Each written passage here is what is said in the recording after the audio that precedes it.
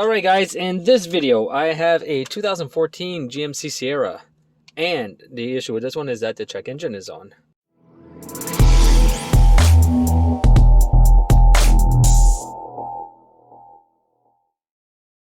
We're going to take and we are going to scan it, and we are going to see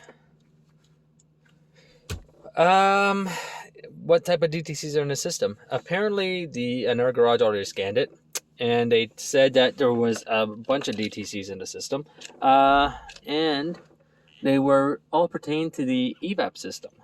So let's put in the VIN just so I can do a save test. 287563. 287563. We're gonna go okay. So hoping that it really is just Evap related and there is nothing else related to it. What engine is in this car? Give me a second, guys. I don't even know what type of engine we're looking at. All right, so we're dealing with a 5.3 here. So we're gonna pick 5.3.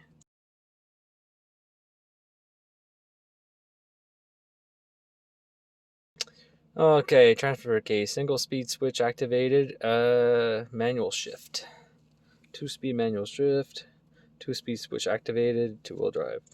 We're going to take that one because we have to select it.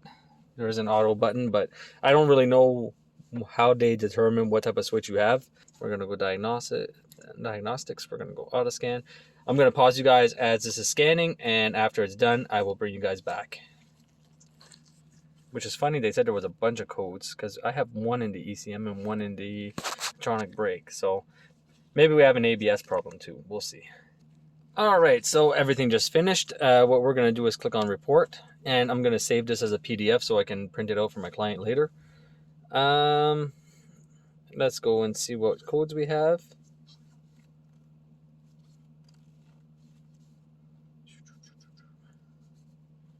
Description, engine control, fuel tank pressure sensor, circuit low voltage.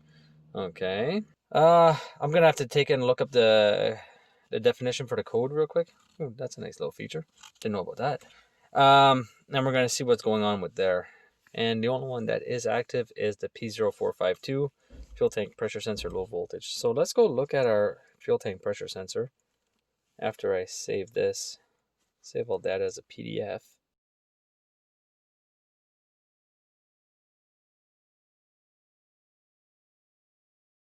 And then we'll go back. We'll go straight to the engine control module. Fuel tank pressure sensor, low voltage. We'll go to live data, and we'll go see what our voltage is onto our fuel tank pressure sensor. We should be roughly about 2.5 volts with the key on engine off. But GM is a little off on the way that they work. If I'm not mistaken, when you're looking at the fuel tank pressure, a lower voltage means a pressure and a higher voltage means a vacuum. So we got to be very careful on how we look at this. That's why I want to go check out the code description before I say anything definitive. But we're going to go on to engine before I start rambling on.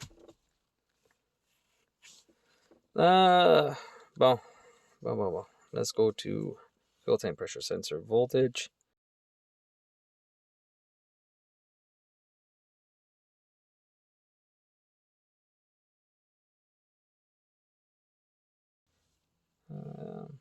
Maybe I'll go into Evap system. I think we might find it there. Fuel economy, fuel trim. Yeah, let's go into the Evap system maybe. Not every car is the same, so. Alright, as this is loading, let's see if we can get our fuel tank pressure sensor voltage. There we go. So we're at 2.16 volts. Alright, so I'm a little bit of an idiot. I was on the fuel level sensor, not the fuel tank pressure sensor, so I apologize for that. My eyes were playing tricks on me. But I did go and read the code description for the fuel level pressure sensor in P0452. And the description is that this code is monitored continuously as soon as the ignition switch is turned on. So as soon as you turn the switch on, it starts to look at the voltage of the fuel tank pressure sensor.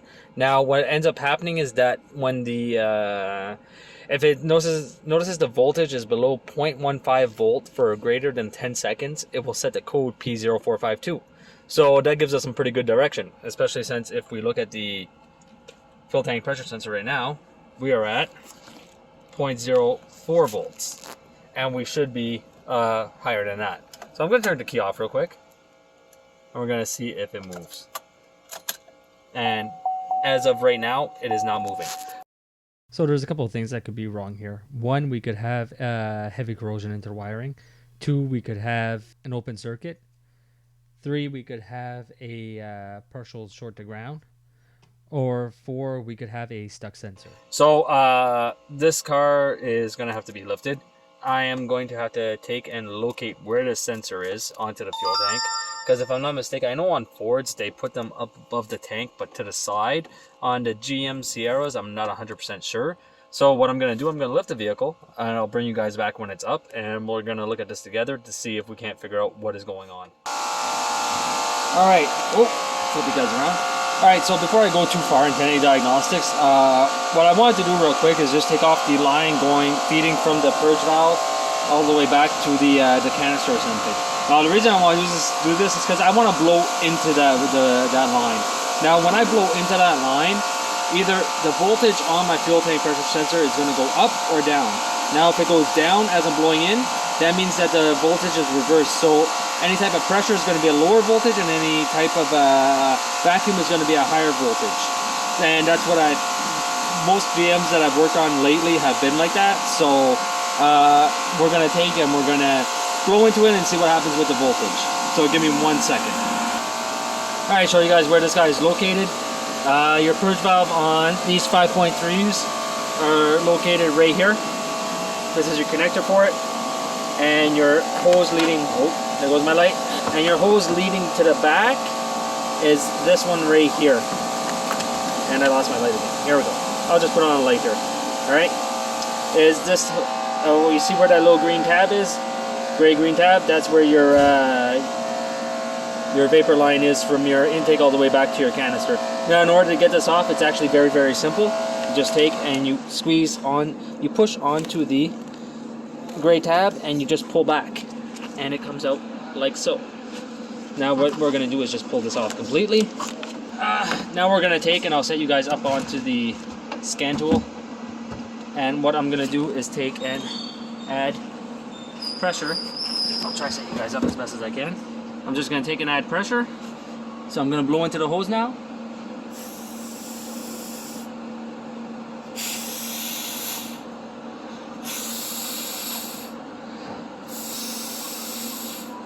So as you can see, the voltage is going down as I'm blowing in. But what does that mean? The voltage is reversed. So what I thought was right. And so we probably don't have a purge solenoid issue. So the reason I'm saying that we don't have a purge solenoid issue is because if you remember, as I was blowing into it, the voltage was going down. So that means that any type of pressure is going to give you a lower voltage. Now, if the purge solenoid was stuck open, we would be getting a vacuum, which then means that the voltage will be higher than desired. So that's why I believe that we don't have a purge solenoid issue. What we're probably dealing with is either a defective sensor that's actually just stuck, or we might have too much pressure into the system, but there hasn't been any complaint. I'm guessing that we probably just have a stuck sensor. But I'm just gonna I'll pause you guys and I will bring you guys back when I'm underneath. Alright, so I'm gonna show you guys where the fuel tank pressure sensor lives, and at the same time it'll give me a good view. So your fuel tank pressure sensor lives up here. If you guys can't see that little connector right there. This guy. Over here. Now, I'm going to put you guys up on a scan tool as I'm wiggling around the wiring. Now, there might actually just be a wiring issue on this car that's causing all the issues. But we're going to have to remove the connector to actually verify that. So, give me 1 second. I'm going to put you guys on the scan tool. Alright. So now, I'm just going to wiggle around the wiring real quick onto the connector. And I want you guys to see what is going on when I start to touch the wiring. You guys see that? And oh, I think I found it. There seems to be a broken wire onto it. Yeah, there is. There is a broken wire. So, I'm gonna try to show you guys that. So, I'm guessing that it was making contact. So like I said, I wasn't too far off on saying either a broken wire or an open or something, which is nice. But there's your broken wire. So I'm gonna take a picture of that because I gotta send it to the client, and then I gotta try to get that connector off to fix it. So give me a second and I'll be right back, guys. Alright, so I just got off the phone with the client. The client said go ahead and fix it. I gotta try to get the connector off from the top. As you guys seen, it's right on top of the gas tank. I don't feel like dropping the gas tank on this one. But then he also asked me to check the rear brakes on this one because apparently whenever the client puts on the parking brake, it doesn't want to stay. And this car is going for an inspection, so that parking brake needs to work. Alright guys, thought I'd bring you guys back onto the Sierra. I just finished the wiring repair. I readjusted the rear brakes. So what we're going to do is just escape on this one. I haven't gone into anything yet. We're going to go back into the Evap system. We're going to see if my issue is fixed. I'm thinking we should see a higher than normal voltage, or pretty much normal voltage now. So as we see here, 1.51. Now in service data, 1.51 is normal. Now if you remember, my check engine was at active and continuous. So we're going to escape this. We're going to go trouble codes. We're going to go this is ignition cycle. And we should see past or history on GMs if I'm not mistaken. And we want the, oh wow, there's a lot of codes in here, eh? 452. Wow. Not run, not requested. Not run, not requested. This ignition cycle. We want 452. So we just scroll down to 452. History. DC says passed and failed. Last test passed, so it actually passed on this one. This ignition cycle passed and failed, and mill status requested. But what we're gonna do now is we are gonna take, and we're just gonna clear the DTC. We're gonna escape. We're gonna go DTC display. Now, history. Passed and failed. Passed on this one. This ignition cycle passed and mill status requested. That's because there was a DTC into the system. So what I'm going to do is I'm going to turn the key off real quick. I don't know how long it takes for GMs to actually power down. Doesn't seem to be powering down, so we're just going to start the truck. We're going to escape this one. We're going to go and recheck again. And mill status requested.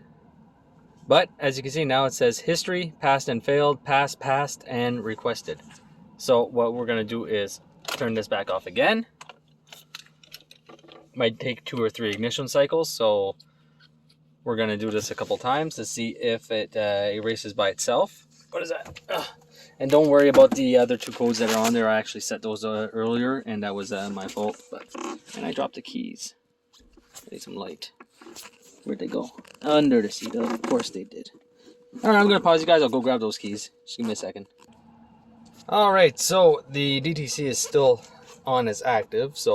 But as you can tell, right now, everything is the way it's supposed to be. Now, if we go back into current data, I'll show you guys that. What we're going to do is clear the DTC. It might say it's not able to. No, it did it. So we're going to turn the key off. We're going to turn it back on. We're going to clear the DTC. Sorry about that. Didn't give you guys a good view. No fault codes detected. That's perfect. Now, don't forget that the fuel tank pressure sensor was monitored constantly, and it only set if the voltage was below or above, what was it? It was below 0.15 for the P0452.